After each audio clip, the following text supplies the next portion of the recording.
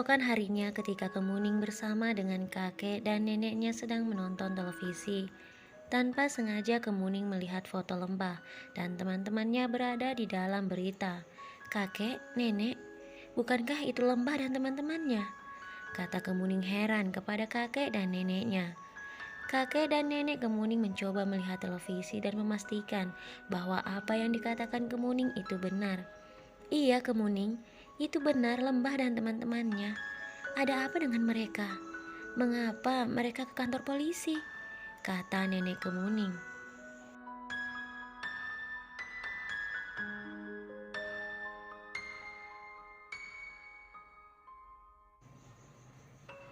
Kemuning menggelengkan kepalanya.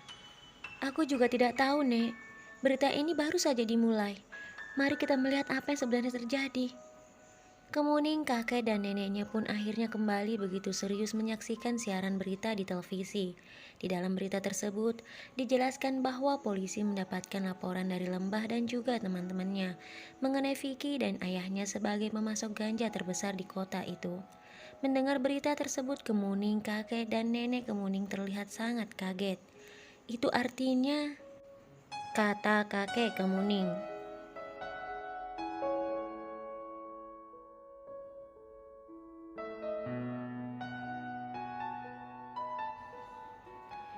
perkataan kakek Kemuning belum selesai, tetapi mereka kembali menyaksikan dengan seksama berita yang masih berlangsung di televisi.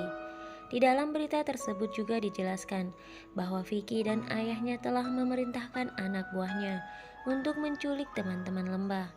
Niat Lembah untuk menolong teman-temannya tidak hanya membawa teman-temannya kembali dengan selamat, tetapi juga telah membantu tugas para polisi membongkar bisnis haram Vicky dan juga ayahnya.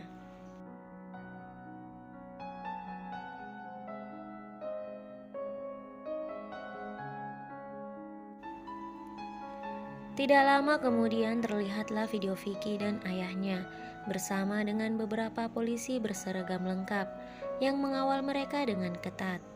Kakek, nenek, dan juga Kemuning tampak begitu marah melihat Vicky dan ayahnya. Nenek Kemuning kemudian berkata, "Ya Tuhan, untung saja kamu tidak jadi menikah dengannya, Kemuning.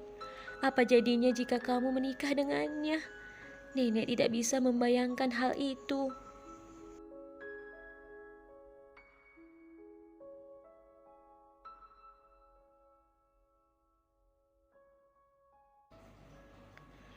Kakek Kemuning pun berkata dengan kesal, "Sekarang mereka merasakan akibat dari perbuatan mereka sendiri." Sementara Kemuning berkata dalam hati, "Yang dikatakan kakek dan nenek benar. Untung saja aku tidak jadi menikah dengannya." Kemuning kemudian teringat dengan Lembah, laki-laki yang telah banyak melakukan kebaikan untuknya.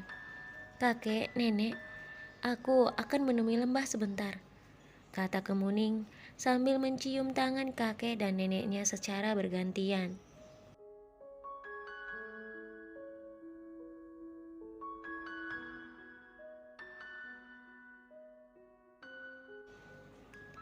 Kakek dan nenek Kemuning secara bersamaan berkata, "Hati-hati Kemuning, jangan lama-lama ya nak." Kemuning kemudian keluar dan meminta supir pribadi ayahnya untuk mengantarnya ke rumah Lembah. Sesampainya di rumah Lembah, teman-teman Lembah yang melihat kedatangan Kemuning dari jendela langsung memanggil Lembah. "Hai sobat, cepatlah keluar dan lihat siapa yang datang." Lembah pun berkata di dalam kamarnya, "Iya, sebentar lagi aku keluar. Lagi pula, siapa sih yang datang di jam istirahat seperti ini?"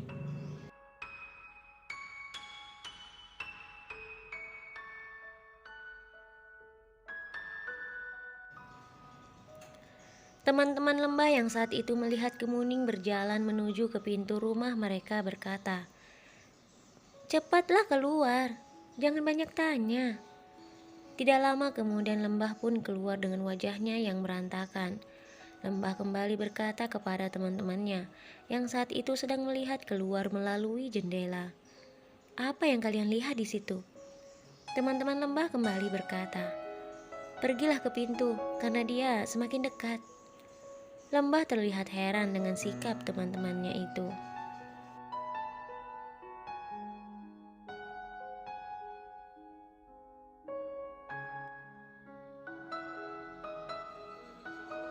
Dengan langkah yang begitu berat, Lembah berjalan menuju pintu. Namun sebelum Lembah tiba di pintu rumahnya, terdengar seseorang mengetuk pintunya. "Iya, sebentar," kata Lembah. Ketika Lembah membuka pintu itu, Kemuning yang begitu bahagia melihat Lembah langsung memeluknya. Hal itu membuat Lembah sedikit kaget, namun juga malu karena saat itu teman-temannya sedang melihatnya sambil tersenyum menggodanya.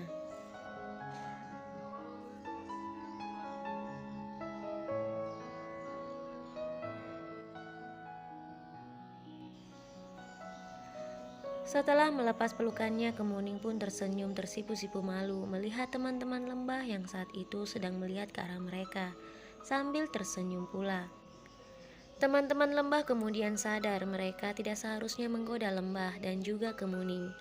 Akhirnya mereka memutuskan untuk bermain game di sebuah komputer milik mereka, yang berada tak jauh dari ruang tamu, hanya terpisah satu dinding. Setelah kepergian teman-temannya, Lembah pun meminta Kemuning untuk duduk.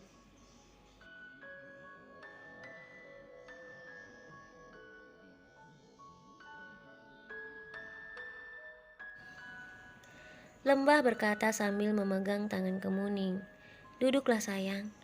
Apa yang membuatmu tiba-tiba datang ke sini? Jika kamu perlu sesuatu denganku, kamu bisa saja memanggilku. Jadi, biar aku yang datang menemuimu." Kemuning menatap Lembah. "Aku sudah melihat semuanya, Lembah. Aku sudah tahu kamu pergi kemana dan apa saja yang kamu lakukan saat malam di mana ayah telah pergi."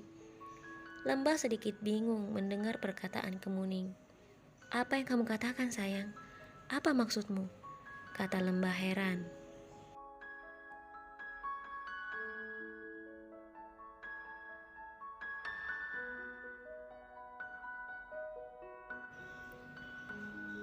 Kemuning menggenggam tangan Lembah dengan sangat erat sambil memandangnya. "Aku sudah melihat semuanya di berita, Lembah. Di saat kepergian ayah, Vicky telah menculik teman-temanmu, dan kamu pergi untuk menolong mereka. Tidak hanya itu saja, kamu telah membuat kejahatan Vicky dan ayahnya terbongkar. Aku sangat bangga padamu, Lembah. Aku sangat bangga padamu."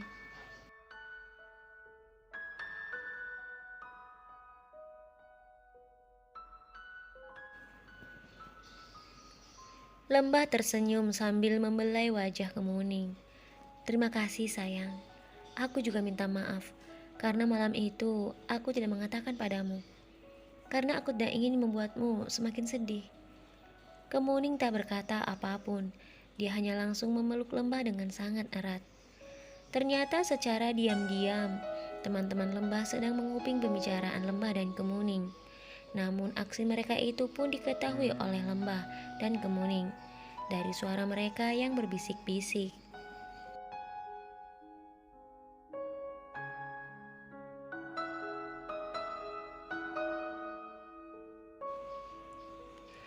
Setelah mengobrol cukup lama, akhirnya Kemuning pamit kepada Lembah.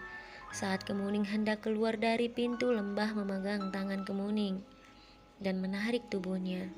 Hingga kini Kemuning berada dalam pelukan Lembah. Kemuning dan Lembah saling berpandangan dengan sangat mesra. Hal itu membuat teman-teman Lembah yang sedang mengintip menahan tawa mereka. Lembah kemudian mencium kening Kemuning. Dan ketika Lembah ingin mencium bibir Kemuning, salah satu teman Lembah terjatuh karena berebut tempat untuk mengintip. Hal itu membuat Lembah dan Kemuning kaget.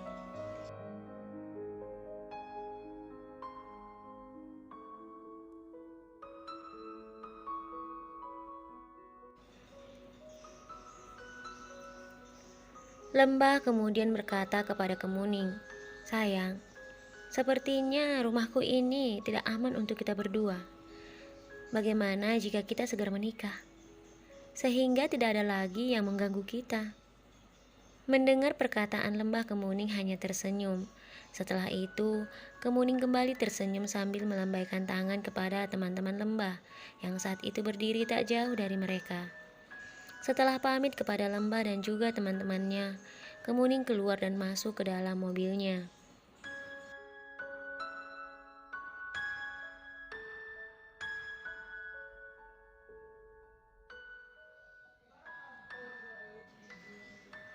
Kurang lebih sebulan setelah ayah Kemuning meninggal, kakek dan nenek Kemuning meminta agar pernikahan Kemuning dan Lembah segera dilangsungkan karena mengingat pesan ayah Kemuning.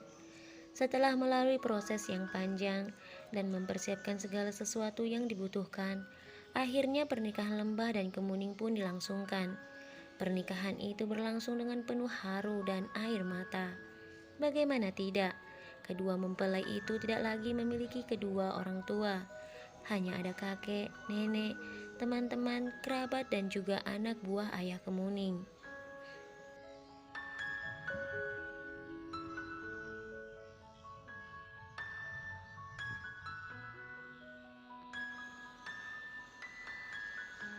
Teman-teman Lembah yang sudah seperti saudara baginya berpesan kepada Lembah dan juga Kemuning agar di saat resepsi pernikahan mereka nanti tidak boleh lagi ada air mata, yang ada hanya senyum kebahagiaan pada wajah keduanya. Lembah memeluk sahabat-sahabatnya itu dengan kuat, dan itu benar terjadi. Saat resepsi pernikahan mereka, Lembah dan Kemuning terus tersenyum menyambut kedatangan para tamu undangan. Sesekali terlihat dari kejauhan, Lembah dan Kemuning pun saling bersenda gurau di atas pelaminan.